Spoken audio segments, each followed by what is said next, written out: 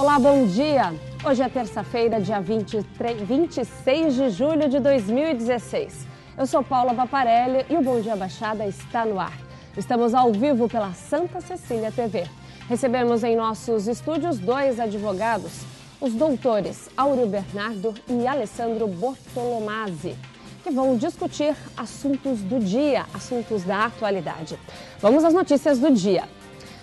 O presidente em exercício Michel Temer vetou nesta segunda-feira trecho de um projeto aprovado pelo Congresso Nacional que permitia que estrangeiros controlassem 100% das companhias aéreas. Com o veto, ficam mantidos os atuais 20%. Bom dia para vocês, bom dia, obrigado pela participação, obrigado por aceitar o nosso convite, trazer sempre informação de qualidade para o pessoal de casa. A gente já abre o programa de hoje, sempre no primeiro bloco, falando de política nacional. Vamos falar dessa questão, dessa decisão do presidente interino. É coerente esse veto? Bom dia, Paula, bom dia, Alessandro, bom dia a todos que nos assistem. Eu penso que o veto é coerente, porém foi demasiado. É comum que o Brasil ainda não esteja preparado para abrir o capital, para um capital 100% estrangeiro nos seus pontos mais estratégicos.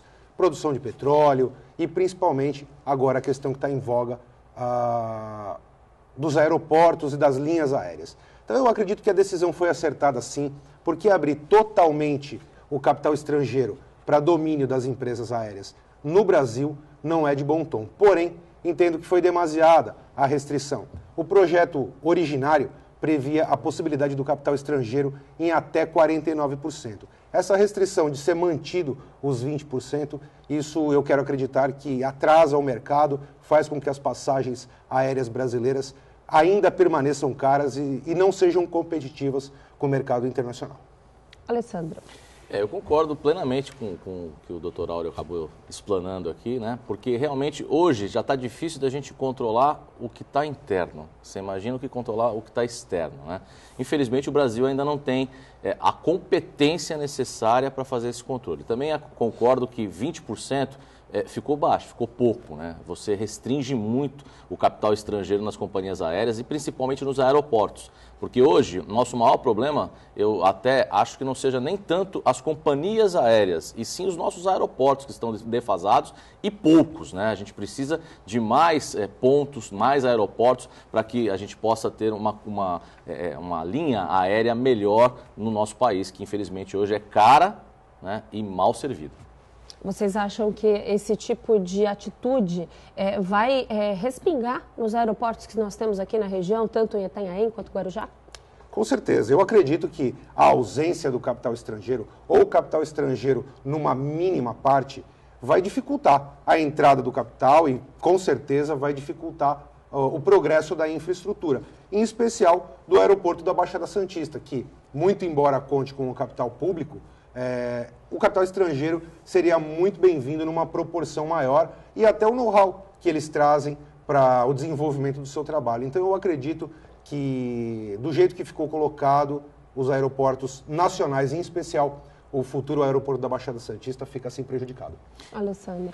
O aeroporto da Baixada Santista, eu que sou um pouco mais velho que vocês, né, tá parecendo cabeça de bacalhau, a gente nunca vê, né, porque desde que eu sou criança, eu escuto falar que a Baixada Santista vai ter um aeroporto. Assim como a gente vai ter também o túnel ligando o Santos ao Guarujá, ou então a ponte ligando o Santos ao Guarujá. É sempre a mesma conversa, sempre a mesma história, e passa ano e entra ano, e o aeroporto não chega, o túnel não chega, e a gente vai conversando, vai falando, vai explanando. Só cria expectativa. Só expectativa, né? E a gente nunca chega.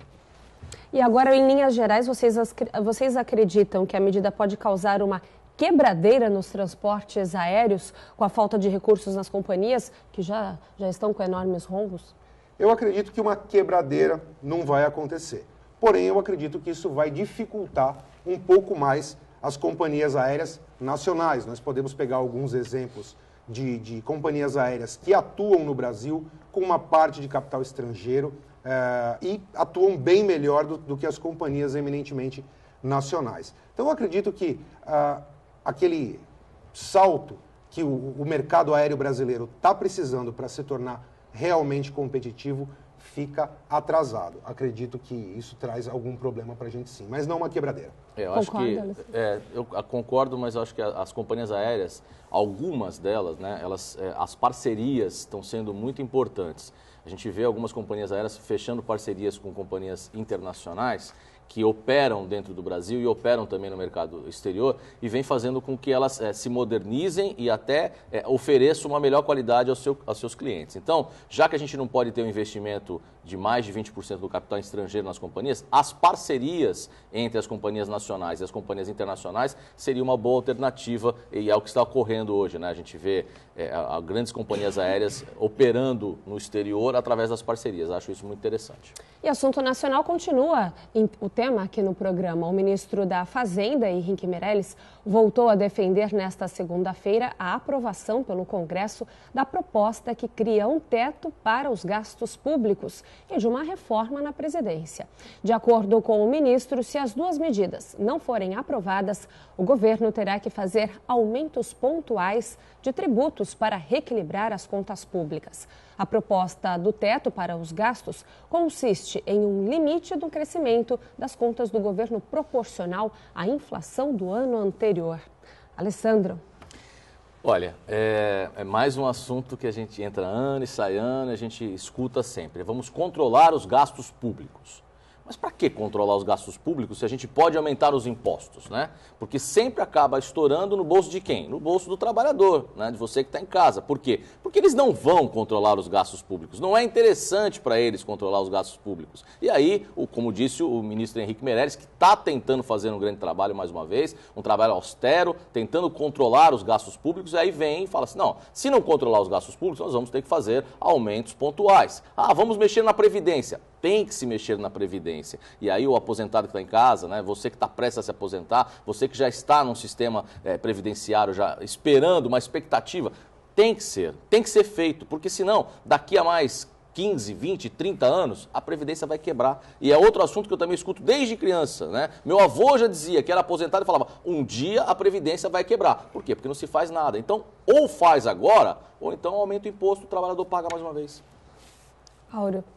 Paula, eu penso o seguinte, essa novidade no que diz respeito ao teto no gasto público, na verdade é uma atitude do Banco Central que visa dar um respaldo externo. O Brasil hoje vem sofrendo de falta de credibilidade e tem uma necessidade de demonstrar para o mercado externo que está fazendo alguma coisa. Porém, eu não concordo com o teto de gasto público. Eu acredito que o gasto público é algo muito variável. Na verdade, o gasto público ele deve ser, sim, fiscalizado e controlado. Estabelecer parâmetros muito rígidos para eles, eu penso que traz um decréscimo, traz um atraso para a administração. E no que diz respeito à Previdência, como o doutor Alessandro falou, esse é um problema muito antigo e de difícil solução. Na verdade, muitos modelos já se tentaram implantar no Brasil. O fator previdenciário, que foi uma medida que trouxe consequências devastadoras para os aposentados e para os pensionistas brasileiros, é um modelo que obviamente deu errado e quando foi implementado já era um erro anunciado. Na verdade, não precisa se entender muito de previdência para entender que o sistema da previdência privada, onde o contribuinte paga para si mesmo, é o único modelo que deu certo. Todos os modelos que foram implantados no mundo todo, diferentes do modelo da previdência privada, ou seja, o modelo do Brasil, onde o mais jovem paga para o mais velho, isso já está comprovado a nível mundial que realmente não dá certo. Eu já vou chamar o intervalo comercial, mas antes eu queria saber uma opinião de vocês. Quais foram os maiores erros do governo da Dilma para a gente se encontrar na situação que o país está hoje? Bom, penso que o maior erro do governo Dilma foi o gasto incoerente das despesas, o aparelhamento da máquina pública, ou seja, a liberação de verbas somente para aqueles que tinham interesse, as verbas foram direcionadas, mal direcionadas e mal aplicadas. Penso também que a corrupção foi o grande ponto negativo e isso hoje está vindo à tona e penso que esses foram os pontos mais negativos da gestão. Eu concordo e acho que a falta de diálogo da Dilma também foi um grande erro, né? Ela sempre se achou acima do bem e do mal, sempre bateu na mesa e sempre tomou as decisões da forma que ela quis, da maneira que ela quis, e aí acabou chegando nesse colapso, né? Principalmente no colapso político que foi o final do governo Dilma. Né? Muitas pessoas afirmam que ela não ouvia ninguém. Né? Não ouvia ninguém. Ela realmente, a falta de diálogo da presidente, né, Dilma Rousseff, acabou levando a esse colapso político que se encontra o país. E essa divisão política que se encontra o país. Porque quem dividiu o país foi a Dilma Rousseff, não foi o Lula. O Lula não dividiu o país não estava dividido quando o Lula era presidente da República. Muita gente podia concordar ou não, né, com o PT, mas a Dilma dividiu o país. E o impeachment vem? Vai sair mesmo? Eu acho que não tem volta mais, né? Eu acho muito difícil ela tentar, voltar. Eles tentam de tudo, mas realmente o impeachment é um caminho sem volta, principalmente porque está consolidado junto à população brasileira. Eu acredito que do momento que a população brasileira aceitou a ideia do impeachment, ainda que com todos os recursos legais, é um caminho sem volta. Caminho sem volta. Nós vamos para um rápido intervalo. Você continue com a gente. Voltamos já. Voltamos com o Bom Dia Baixada. O ex-senador paulista Eduardo Suplicy foi preso nesta segunda-feira pela Polícia Militar após protestar contra a reintegração de posse na zona oeste de São Paulo. Suplicy se deitou na rua para impedir a reintegração de posse e precisou ser carregado por policiais. Segundo a PM, ele foi detido porque desobedeceu a ordem dos oficiais de justiça. Após 3 horas na delegacia, Suplicy foi liberado. Em entrevista aos jornalistas, afirmou que se deitou no chão para evitar confronto entre a polícia e os moradores. Aí eu pergunto para vocês, o que falar do Suplicy? Porque as atitudes dele, com a popularidade que ele tem e tudo mais, realmente parece que ele realmente quis... Uns diriam que ele quis aparecer, outros diriam que ele realmente é uma pessoa que luta por ser pacífico, para que não tenha um confronto mesmo. Alessandra. E é bom deixar claro que a reintegração de posse foi pedida pelo governo Haddad. Governo que até bem pouco tempo atrás, acho que até março, que foi quando tiveram que se descompatibilizar dos cargos, o Suplicy era secretário do governo Haddad.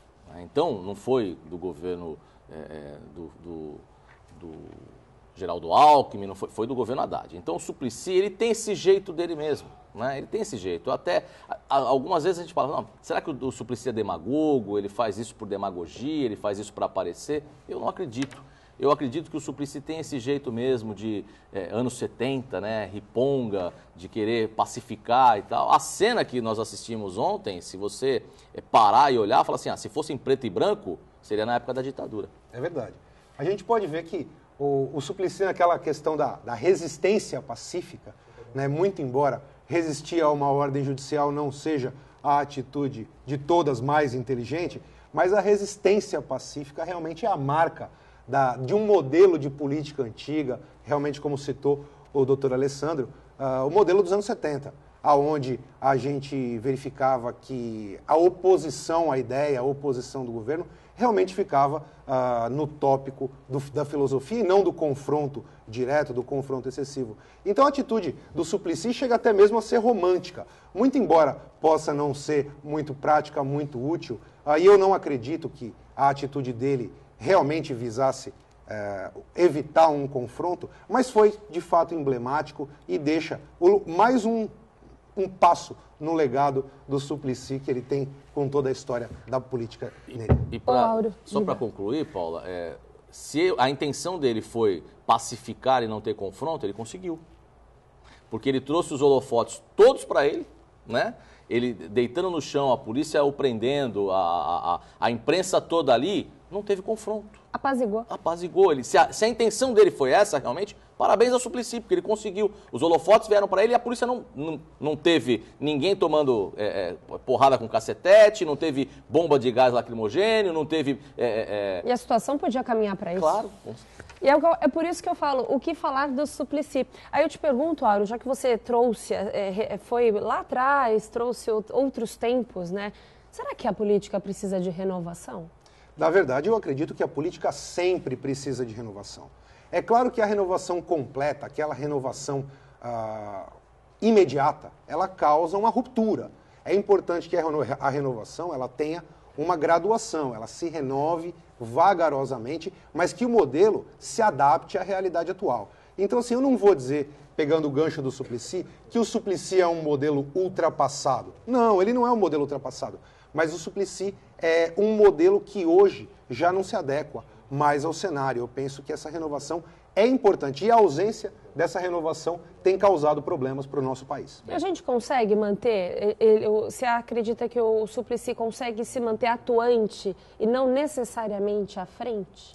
Na verdade, dá para fazer isso? Se manter atuante, a gente acredita que sim, ainda que nos bastidores ele é uma figura emblemática, é uma figura que é insidiosa naqueles que o cercam. Então, acredito que atuante ele vai ser sempre. Porém, há um momento de que a gente deve deixar os holofotes e atuar nos bastidores. E trazer outras pessoas com outras ideias, mas com a bagagem que ele tem para trazer, ele e os políticos mais antigos. Ele é muito respeitado, né? Principalmente fora do PT. Sim. No PT, gozado, né? No PT ele não é tão respeitado assim. Por que será? Acho que a gente respeita mais o Suplicy do que o PT. É verdade. Ele é muito mais respeitado fora do PT do que dentro do PT. Será que é porque ele não faz parte dos esquemas? Será que é porque ele não senta à mesa para negociar nada, né? Olha, acredito que o maior erro do Suplicy tenha sido casar com a Marta. Esse foi o maior erro do Suplicy. Concorda com isso? Concordo. A Marta é uma figura complicada, uma figura que trouxe muitos momentos tristes para o nosso país. Então, eu acredito, concordo com o Alessandro, eu acho que tendo uma outra esposa, talvez o Suplicy tivesse uma representatividade maior e tivesse galgado postos maiores no nosso país. Fosse a Hillary, né? Pois é. Talvez fosse o presidente do Nem Brasil. todos têm a mesma sorte do Bill Clinton. Bom, vamos seguir aqui o programa. O governo federal vai deixar de conceder bolsas de intercâmbio a estudantes brasileiros de graduação pelo programa Ciências Sem Fronteiras. Em nota divulgada na tarde desta segunda-feira, a Coordenação de Aperfeiçoamento de Pessoal de Nível Superior, a CAPES, afirmou que o programa, que foi interrompido no ano passado, será retomado com foco no ensino de línguas, incluindo jovens pobres, já no ensino médio, matriculados em escolas da rede pública e estudantes de pós-graduação. A CAPES afirma que o governo vai honrar as dívidas com os bolsistas que ainda estão no meio dos cursos no exterior. Segundo o órgão, os últimos estudantes do programa, em seu molde original, têm contrato de bolsa até o começo de 2017. Situação complicada essa má gestão, né, que resultou na redução aí do programa. Na verdade, a redução ou corte do programa Ciência Sem Fronteira é a representação da situação do nosso país. Então, o Ciência Sem Fronteira ele é interessante por dois lados. Ele é a prova de que o recurso bem aplicado dá resultado, é um bom programa, um programa que trouxe muito benefício para o nosso país, mas o corte dele é a demonstração da situação atual. Não há como manter um programa como esse diante do contexto que nós vivemos. Então, eu acredito que esse passo atrás é necessário, porém, não se pode deixar de lado, porque quando a gente fala de gestão pública, a gente deve sempre andar para frente. O passo dado deve ser firmado. Então, todo passo atrás no que diz respeito à gestão pública, no que diz respeito ao avanço da educação, é algo ruim, é algo que nos deixa bastante tristes. Mas a situação pede, eu acredito que o corte foi acertado nesse momento, mas que o projeto deve ser retomado na integralidade, assim que for possível. Então, são medidas que a gente até entende que o Michel Temer, né, e o seu governo hoje está tomando pontuais, em programas que são programas bons, mas que estavam com uma má gestão. Né? E por que a má gestão? Porque é aquela história do padrinho do amigo do apadrinhado, e isso vinha ocorrendo, não só no programa Ciência Sem Fronteira, como na Bolsa Família, como programas sociais que são muito importantes para o brasileiro, mas que infelizmente estavam sendo mal geridos. Né? Eu posso dar um exemplo claro aqui, eu há 23 anos atrás eu estudei em Universidade Federal no Rio Grande do Sul, e toda a Universidade Federal tem as bolsas, né, para você fazer os projetos na área científica, na área, né, todas as áreas têm essas bolsas. Na época, lá na Universidade Federal, todo mundo reclamava que só tinha bolsa aquele que era padrinho de um, afilhado de outro, né? para aqueles que eram carentes realmente, aqueles que precisavam estudar, que precisavam fazer com o dinheiro da Bolsa, que já era pouco, alguma coisa, não conseguia chegar. Mesmo os mais inteligentes, os que tinham melhores notas na Federal, não conseguiam chegar nas bolsas. Por quê? Porque já vinha o apadrinhamento lá atrás. Você imagina com um programa desse que a pessoa vai para o exterior, vai aprender, vai estudar, vai trazer conhecimento para o país, o apadrinhamento que não se tem. Esse é o grande problema, é o desvio da finalidade. Quando o recurso público ele é bem aplicado, e é bem gerido, e é bem fiscalizado, com certeza nós temos grandes exemplos. Temos exemplos de hospitais da rede pública que funcionam tão bem quanto grandes hospitais privados. Então acho que esse é o grande problema. O problema é o projeto é bom, quando funciona é bom, agora quando há o desvio de finalidade para beneficiar alguns, é aí que todos os projetos acabam indo por água abaixo. O problema, ele gira sempre em torno ou da falta de planejamento no antes ou da falta de administração atual. Certeza, com certeza.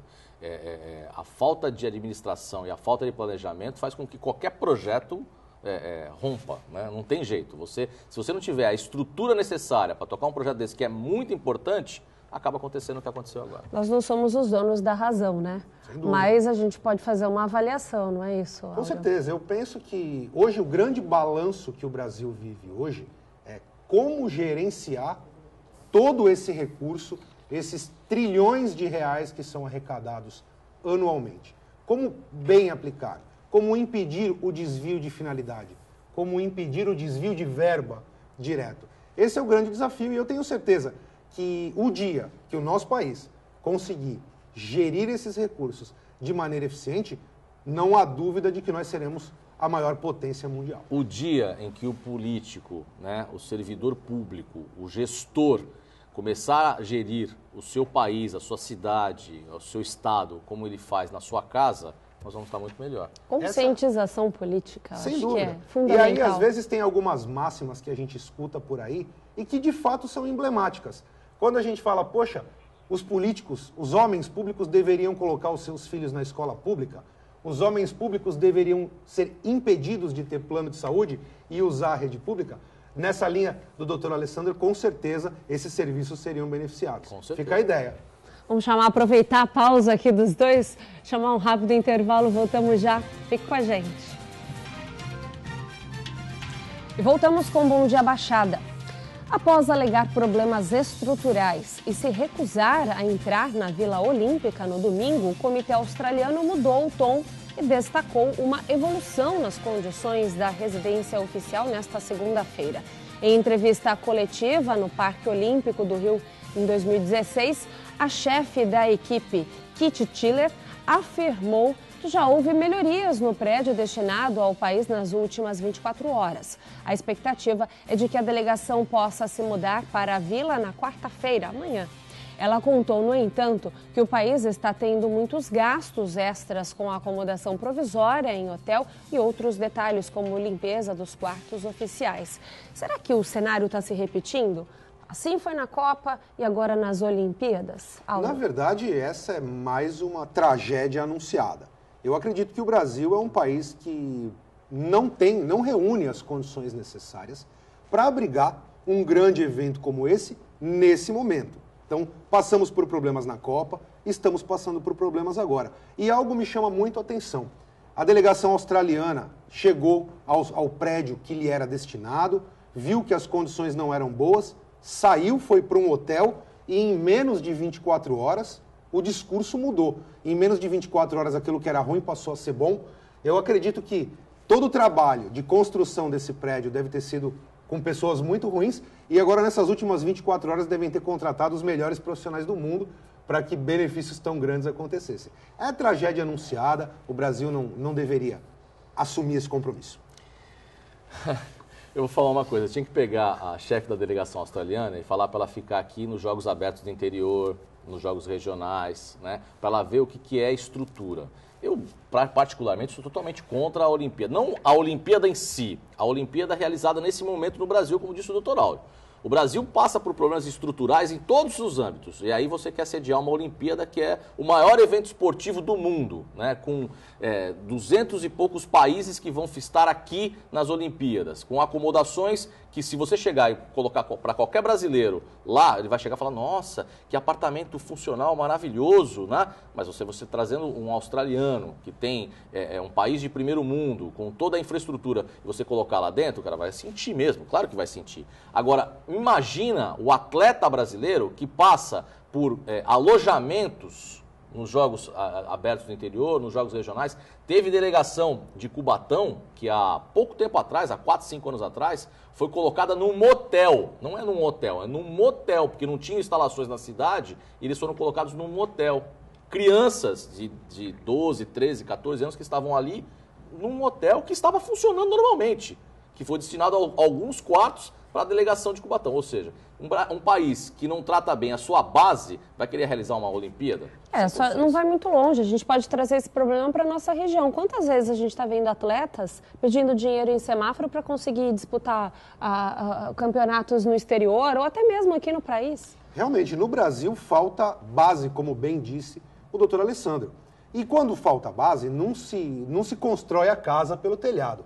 O Brasil está querendo fazer um telhado muito bonito sem fundações nenhuma. Esse é o exemplo. Na verdade, o argumento de que as Olimpíadas vão atrair turistas, de que vai atrair capital estrangeiro, não se sustenta. Na verdade, a quantidade de gastos que é realizada para que uma Olimpíada se concretize, simplesmente não vale a pena. Até porque o Brasil não está nem preparado para receber essa quantidade de turistas. Talvez o Rio de Janeiro seja a cidade mais próxima, cuja população está mais acostumada com estrangeiros. Mas o brasileiro, como um todo, não está acostumado com o estrangeiro. A nossa rede hoteleira é precária, até na Baixada Santista. Nós estamos aqui, isso agora. Nós estamos aqui recebendo algumas delegações e temos a nossa estrutura que está sendo disponibilizada, mas não temos rede hoteleira, não temos pontos de apoio para o estrangeiro, não temos equipe organizada que dê esse apoio, que fale uma língua estrangeira. Então, realmente o Brasil não está preparado e eu acredito que essa atitude só traz mais prejuízo do que o alegado benefício da Olimpíada. Na Copa a gente recebeu também duas seleções aqui, né, na cidade. Só para concluir o assunto, que o esporte é um assunto que fascina todo mundo, principalmente a mim, eu sou fascinado por esporte. Todo o dinheiro investido nas Olimpíadas, né, gasto nas Olimpíadas, se fosse aplicado na base, isso daria um retorno a longo prazo, né? Eu vou dar um exemplo aqui da casa, né? O nosso mantenedor Marcelo Perillo Teixeira, o doutor Marcelo Teixeira, há quantos anos ele começou o investimento na natação da Unisanta? Não é de hoje. Esse investimento vem de 30, 40 anos que a família Teixeira vem investindo na base da natação, vem formando atletas, vem colocando atletas no mercado, a chegar num ponto hoje de ter uma quantidade enorme de atletas na seleção olímpica de natação, né? Mesmo trabalho que o doutor Marcelo Teixeira, quando presidente do Santos Futebol Clube, fez na base do Santos, que hoje, só na seleção olímpica, tem 5 jogadores formados na base do Santos. E hoje a notícia é que mais 6 foram convocados para a seleção sub-18 e sub-17, da base do Santos, que começou há 15, 20 anos atrás com o presidente Marcelo Teixeira. Ou seja, investir na base, no esporte, é a melhor coisa. Você forma homens, forma cidadãos, tira o menino da rua e lá na frente você vai ter o retorno. O problema é que o pessoal quer ter o retorno agora, né? Imediato. Esse é o problema. Na verdade, eu concordo com o Alessandro e vou citar um exemplo. O Alessandro citou um exemplo da casa e eu vou citar um exemplo de fora. A seleção alemã. A seleção alemã, no início dos anos 90, era uma seleção muito forte, porém com jogadores muito antigos, com jogadores que já estavam em fim de carreira. O que eles fizeram lá na Alemanha? Dentro de todo o país, eles criaram campos de futebol comunitários para poder dar acesso às crianças ao futebol. E esse trabalho foi tão bem realizado e dali saiu a nova geração alemã, que foi campeã na última Copa e que tem grandes jogadores. Isso é um bom trabalho de base, esse é um trabalho que dá frutos, mas como disse o doutor Alessandro, um trabalho de longo prazo. E o Brasil não está acostumado com um trabalho de longo prazo. As feiras não legalizadas no litoral movimentam cerca de 6,7 milhões de reais por dia de funcionamento, segundo a estimativa do Sindicato do Comércio Varejista da Baixada Santista. O montante é equivalente ao faturamento de um dia de comércio formal dos setores de vestuário, tecidos, calçados, eletrodomésticos, eletrônicos, lojas de departamento, móveis e artigos de decoração, os ramos mais afetados pela informalidade. Se as feiras funcionarem uma vez por mês, ao longo de um ano, em todos os municípios da região, podem faturar mais de 80 milhões de reais. Com periodicidade de 3 vezes ao mês, que é a frequência mais comum, o faturamento pode chegar a 242 milhões de reais em um ano. Aí eu pergunto para vocês, o comércio não legalizado é um problema sério, na opinião de vocês? Na verdade, o comércio não legalizado é um problema sério e que não vai ser combatido e que não vai ser regularizado. Óbvio que todos nós sabemos que a legalização das feiras, conhecidas como feiras do rolo, Sim, seria ótimo, seria benéfico para todos. Benéfico para o governo, que arrecadaria, benéfico até para quem vende, porque teria mais segurança no seu comércio para quem vende e para quem compra.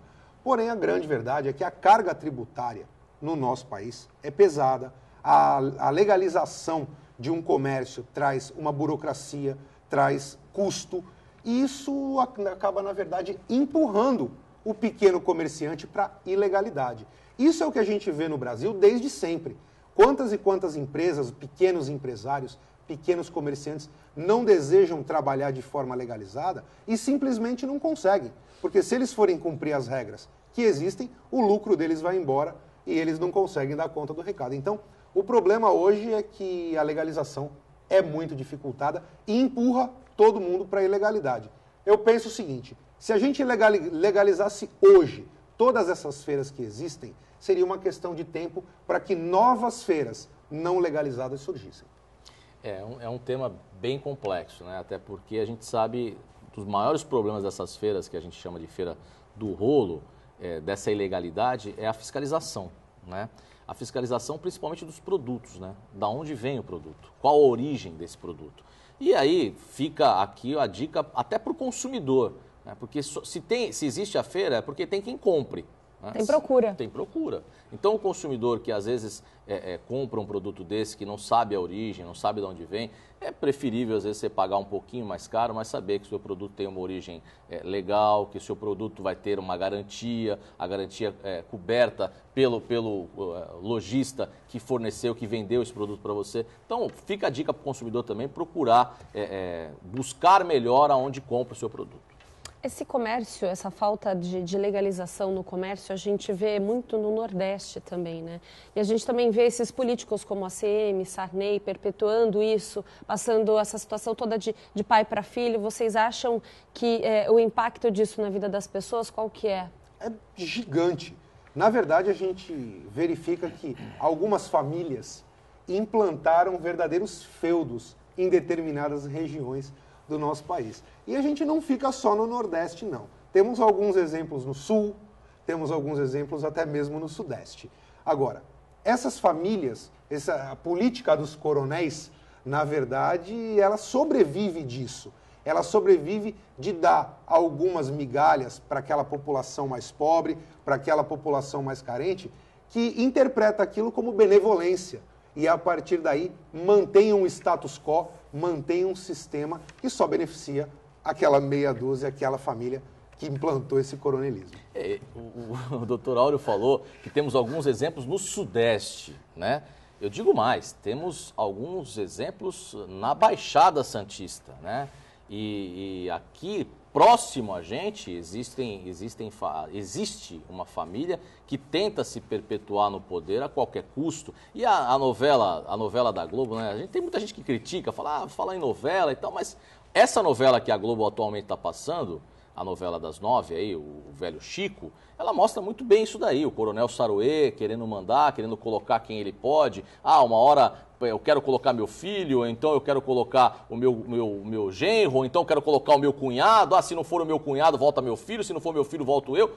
Isso não existe, né? Isso aqui, nós estamos numa democracia e eu acho que a população da Baixada Santista é uma população bem inteligente para saber que não se pode deixar famílias dominarem uma cidade, dominarem uma região, dominarem, né? A gente tem que colocar pessoas que tenham competência para gerir e melhorar a sua cidade. Competência para mostrar para toda a população o que será bem feito e o retorno que vai ter. Porque senão só ganha a família. Só a família cresce e a cidade continua indo para o buraco. Eu acho que, na verdade, a gente até pode analisar o seguinte: as pessoas criticam muito as novelas, mas algumas novelas, elas mostram exatamente a realidade que a gente vive. Eu acho que a questão é você enxergar o outro lado, né? Eu não tenho nem tempo de ver novela, vou dormir muito cedo para estar aqui no programa, mas se você for analisar bem, o que eles estão retratando ali? É exatamente isso que a gente está falando. É verdade. O que a novela pretende retratar é a realidade e o anseio popular. Sim. Então esse é o grande mote das novelas. E puxando o gancho do doutor Alessandro, a questão é a seguinte: o homem público tem o seu talento ou não, e isso é individual. O talento público não é uma herança que passa de pai para filho. E é isso que o eleitor tem que ver a cada eleição. Não importa de quem é filho ou de quem é pai. O que importa é qual é a capacidade daquele indivíduo. Voto não tem sobrenome. Presta atenção disso. Voto não tem sobrenome. Você tem que votar em quem é mais competente para gerir a sua cidade. Vote pela sua cidade, não vote por sobrenome. Vamos chamar um rápido intervalo. Bom Dia Baixada volta já. Continue com a gente. Voltamos com o último bloco do Bom Dia Baixada.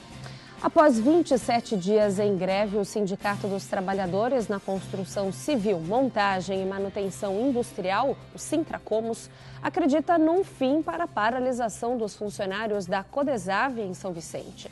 Os funcionários são responsáveis pela limpeza das ruas, jardinagem, coleta de lixo e manutenção de escolas e praças e protestam contra o não pagamento de vale-refeição e cesta básica e contra 180 demissões. O presidente do sindicato, Marcos Braz de Oliveira, o Macaé, afirmou nesta segunda-feira que a categoria receberia uma oferta da empresa ainda hoje.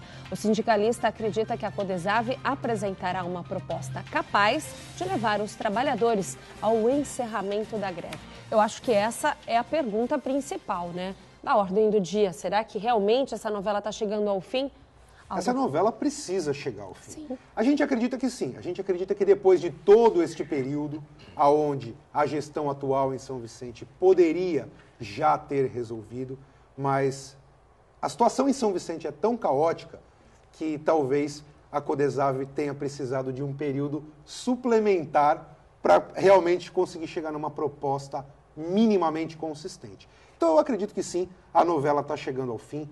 Porém, o legado negativo, o problema para a cidade já está causado e agora é correr atrás do prejuízo. Doutor Áureo falou há pouco tempo atrás aqui no programa a respeito do aparelhamento da máquina pública feito pelo PT no governo nacional, né? O problema da Codesave não é da gestão atual de São Vicente. O problema da Codesave, ele monta há 20 anos atrás, né? Porque a Codesave foi usada como cabide de emprego durante muito tempo por gestões anteriores de São Vicente.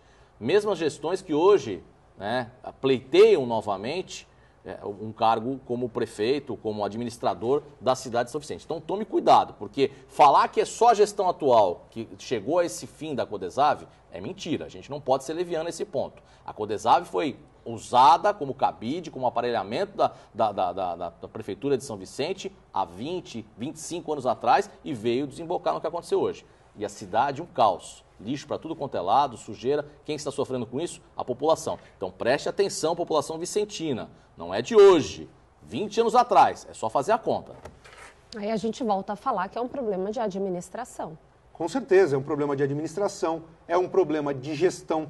Ou seja, é um problema de colocar a pessoa certa no lugar certo para que o recurso público seja efetivamente implementado. O problema, como bem disse o doutor Alessandro, não é novo, porém acabou se agravando muito mais agora.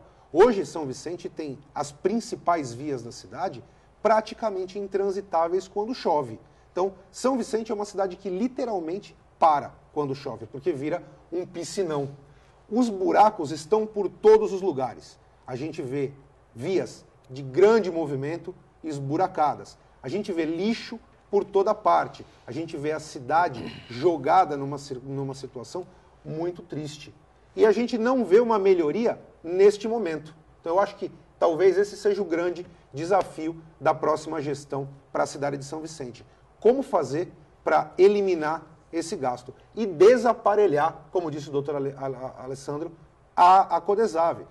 Não faz muito tempo atrás eu entrei na Codesave e vi pessoas com os pés colocados sobre a mesa. Porque são pessoas que estão ali, mas que não têm função, que não sabem nem o que estão fazendo.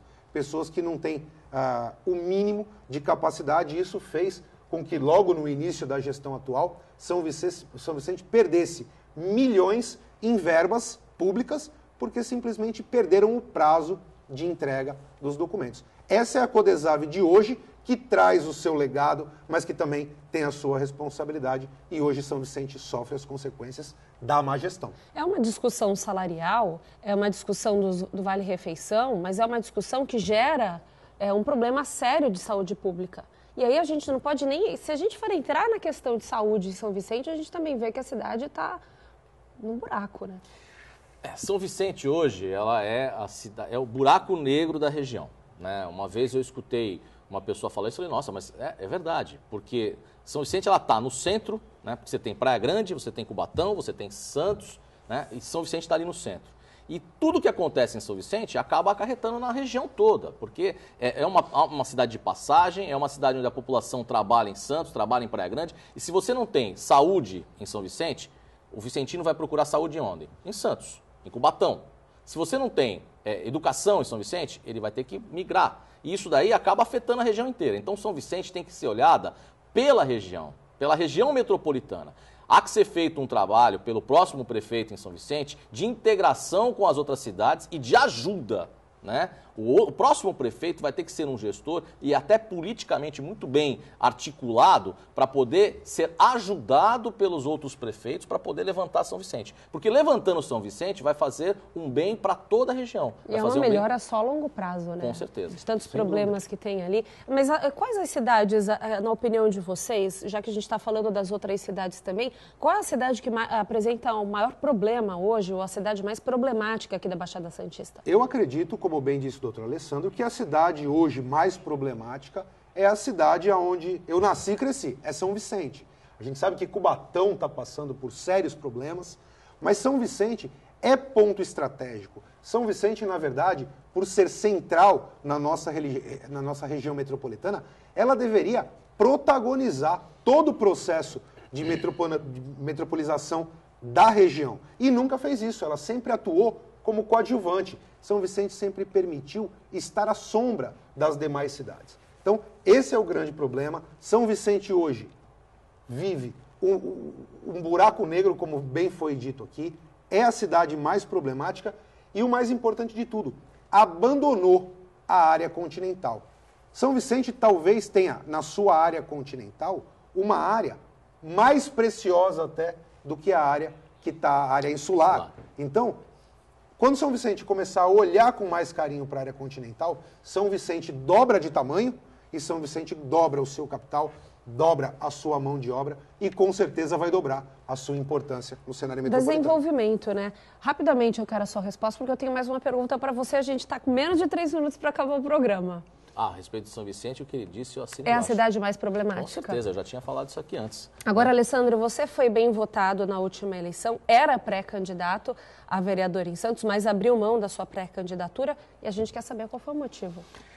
Eu tive 1000 votos na última eleição, era pré-candidato pelo PSC em Santos e na última semana resolvi partir para um projeto maior.